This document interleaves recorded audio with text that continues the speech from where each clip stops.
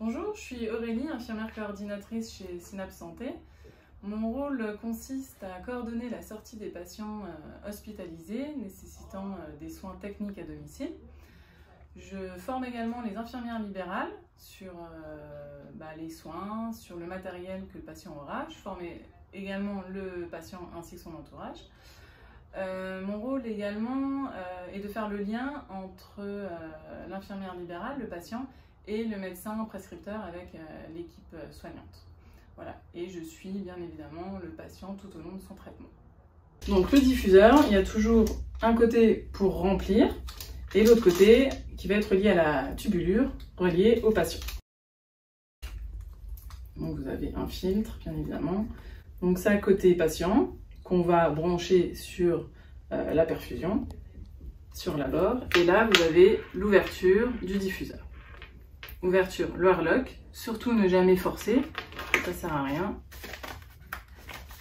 La seringue, donc trocar, on prélève le NaCl ou le G5, le soluté, avec les médicaments qu'il faut, et on visse, sans forcer. Vraiment, on va jusqu'à ce qu'on puisse aller au bout, et ensuite on injecte. Donc là, vous poussez, vous poussez, vous poussez, vous poussez. Hop.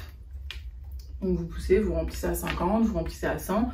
Donc plein de diffuseurs existent. Hein. Donc il y a des 120 sur 12 heures, il y a des 250 sur 12 heures, il y a des diffuseurs également sur 24 heures, voire même plus. Pour les antibiotiques, des diffuseurs sur 1 heure, sur 30 minutes ou sur 2 heures aussi existent. Vraiment toutes sortes de diffuseurs. Ensuite, on referme et on se branche sur la perfusion. Ce qui est bien pour le domicile, c'est que le diffuseur, on le met dans une petite sacoche, une petite banane, qu'on fournit avec. Comme ça, les patients ont les deux mains libres. Voilà. À domicile, on utilise tout le temps des valves autoflush. C'est des valves anti-retour, donc qui sera posée sur le cathéter. Et donc nous, on va venir se brancher dessus. Voilà. On utilise également, pour les voies centrales, des swap caps. Donc c'est un bouchon antiseptique. C'est quand les perfusions sont en discontinu.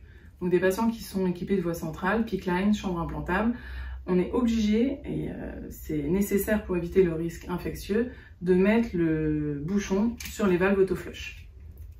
Donc je vais vous montrer. Donc c'est imbibé de Chlorex. Et ensuite, on ne touche pas.